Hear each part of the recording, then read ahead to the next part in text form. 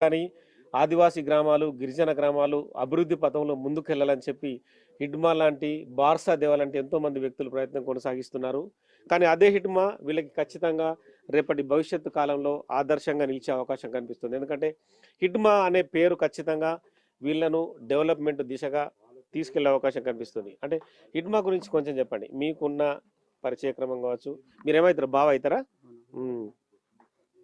మాకి బావ అవుతాడు. మాకి ఇప్పుడు వచ్చి మాట్లాడింది లేదు. మాకి ఇప్పుడు ప్రజలు హ్మ్. గురించి తిరుగుతున్నాడు. హ్మ్. కానీ మా కోసం కాదు. అంటే పార్టీలకు పోయిన తర్వాత ఎప్పుడన్నా బయటకొచ్చిన తర్వాత చుట్టుపక్కల ఏమైనా కలిసిండా దళంతో పాటు? నాకు కలవట్లేదు నాన్న. అసలు కలవలేదు. అస్సలే కలవట్లేదు. ఒకసారి 6 సంవత్సరాలు అవుతుంది కలిసింది కటిపిల్లలు ఏం పోయినప్పుడు. మాట్లాడేటప్పుడు? ఇప్పుడు మీరు ఏం పని చేస్తున్నారు? మీకు మంచిగా అనేస్తున్నదా? ఏమైనా మీరు మంచిగా బతుకుతున్నారా ఏంటా? హ్మ్. అదే అడిగిండు. అందరు ఇంటి కాడ మంచిగా ఉన్నారా లేరా? ఇంటికైతే రాలేదు.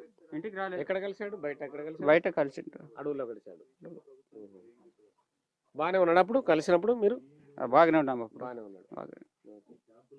ఇప్పుడు ఈ ఎన్‌కౌంటర్‌లో హిడ్మా, హిడ్మా భార్య రాజే. రాజే తెలుసా మీకు? తెలుసు తెలుసు. ఎక్కడ ఉంటది రాజే? ఇక్కడ ఈ చుట్టుపక్కల ప్రాంతమేనా? ఇక్కడ కూడా వచ్చేదే అది. వచ్చేదా? అవును. అంటే మీ క్యాస్టేనా? మీ కులం? బాకులమే మీ ఎస్టీ. కులమే. ఓకే. అంటే వాళ్ళిద్దరి పరిచయం పార్టీలో ఒకేసారి పోయారా? లేకుంటే తదుపరి పరిచయం అయిందా ఆళ్ళకి? ఏం మరి నాకు కళ్ళు తిరుగుతున్నానా? ఆ! హ్మ్. సో, మొత్తానికైతే ఇప్పుడు హిడ్మా ఎన్‌కౌంటర్ తర్వాత పోలీసులు ఏమంటారు ఇక్కడికొచ్చి?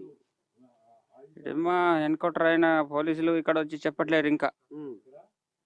ఇప్పుడు ఇడమ చనిపోతే పోయింది కానీ మీకేంటి అంత ఆలోచన అని చెప్తారు ఎవరు